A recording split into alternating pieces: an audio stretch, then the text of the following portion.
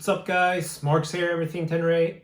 Today we're gonna look at my new front fender.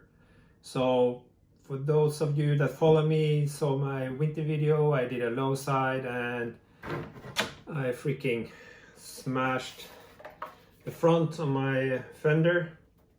So it's shipped and yeah, a new front fender is about 140 euros. One of these side panels, the fork guards, which is also broken but has been broken for a while, is about 40 euros each.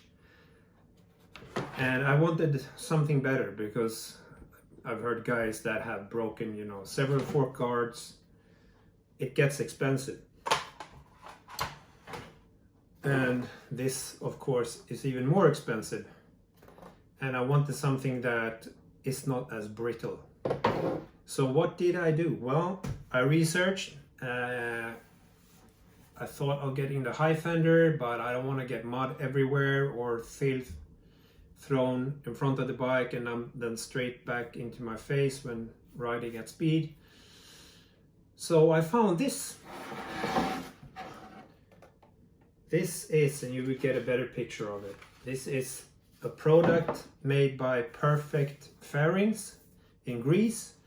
It's a high quality eco polyester resin with carbon fiber added strength at the mounting points. It has all the OEM mounting points that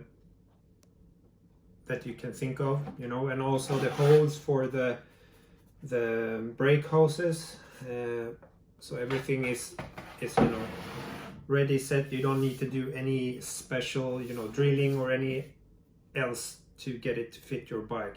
It's also said that it's 2 centimeters higher than the standard fender, but I don't know if it's measured from the bottom position of the standard fairing or the top position. We will see that for sure when I mount it on the bike soon. It's a bit pricey, but it's a quality product. A stripped one, so a white gel coating, is about 160 euros. If you select a color, you have 4 different colors. I think it was white, black, red and orange. Then you have to add a little bit more, so complete colored fairing is about 185 euros. So with shipping and all, I paid about 200 euros for this fairing. So let's take a closer look at it, how it looks. So here we have it. So you see the fork protectors is, it's one piece, as I said. There are some scuff marks on it, or I could see here a little damage or in the process of making it. There's some white stuff on here, but that's from the packing material. You have the holes here for the clamps for the brake lines. So you only have these connections down here, there, and of course on the inside here. And you can see the material, the resin on the inside here. And it's very light. And it feels very, very strong. So let's throw this one onto the bike and see how it fits and how it looks. And comparing them to the OEM fender, let's see if I can hold this one up while filming.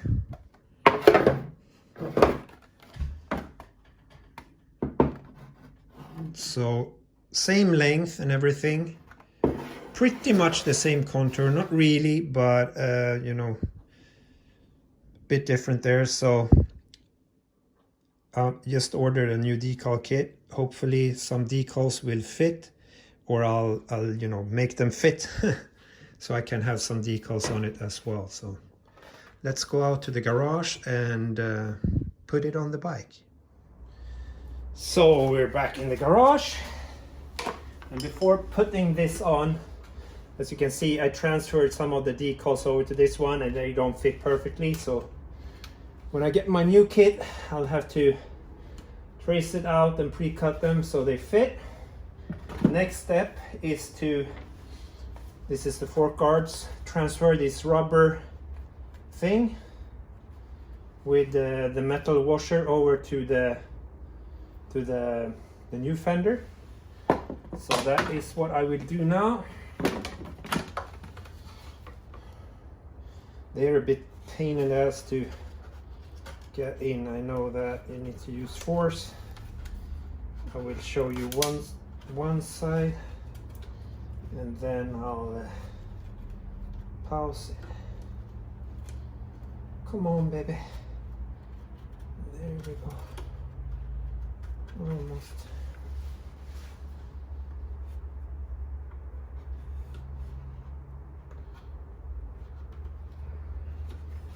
There.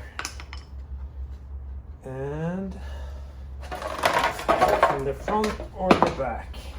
It's from the back. The metal washer goes in. A bit tight. I might need to open up the hole a bit because I saw that it was some debris in there from the resin process. I maybe need to clean that up a bit. So there we go. All the little hose holders is on. I had to burr out the hose a bit. I took a needle nose file and just opened up the hole a bit. As you've seen, I put on my old decal kit, which does not fit perfectly. So when I get a new one, I will have to trim it if I don't really already told you that, guys. So let's see if I can put this on without a problem. So first of all, you need to get past the... There we go.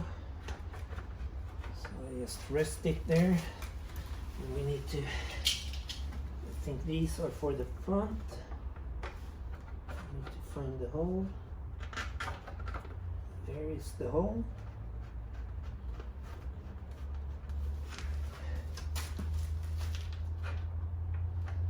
There is the hole.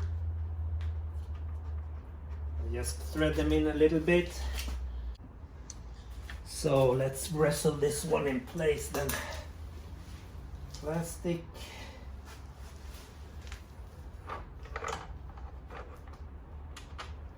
There.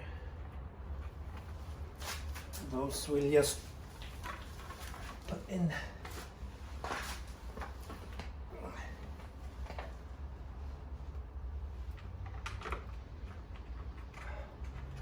For anyone out there that haven't gone over to nylon bolts for the fork guards bottom mounting position, I highly recommend you do it because I already messed up two when I crashed. They really do save either the hole with the thread or the bolt from shearing off and you're not being able to get it out. So the only thing that is a bit not worrisome, but it's that the rear part here needs to come back a bit. So it needs to put under some tension to really get it in place, which I don't really like because it's glass fiber, but I will check it again, see that everything is where it should be, and tighten the screws. So as you can see, it's like 2.5 centimeters off, but you see that the rear flap is pretty close. It needs to be out like this, but it still needs to come down a bit. I'm a bit afraid to mess anything up. I will email Perfect Fairings as well, take a picture of this, and yeah, I think it's doable. You can force it down, that's no problem. Even maybe loosen these a bit and they will actually move a bit. So let's see, loosen the bolts here. I don't know how much play we have in this bracket for the blinker, I mean the reflector. So let's get down to it. So I chatted with the guys at Perfect Fairings. Assured me that there's no risk of cracking the fender. It's very flexible, and that's also due to, you know, when they form the fender, everything, it takes a shape, doesn't, you know, everything doesn't line up 100% when they make it. But the tip of the day is to attach the reflector bracket bolt first, and then attach the caliper bolts. That way you have more leverage to force it to the correct place, and it was actually no problem at all. So that's about it. We'll see how it looks when it's all on, and I tighten every screw, and yeah, it looks great already, even if you can't see it. Come on, bolty bolt. There we go. I should not forget to tighten these two specs, more than hand tight, that is.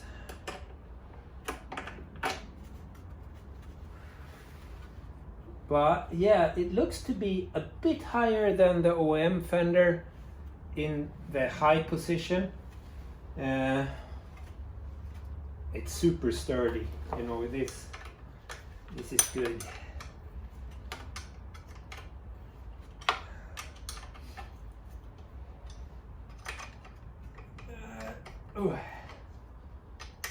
And then you just have the brake hoses or brake lines to attach them to the clips, and we're done. So I'll pause it now, and you will see a little clip when it's done. So there we go, guys.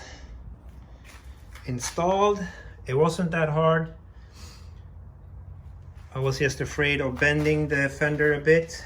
It required some bending, but I was assured it was no problem. Yeah, it is a bit higher than stock, and it looks nice. So we see more pictures when I can bring the bike out. Right now, you know, it looks like this. Thank you for watching. I hope you come back and watch my other videos.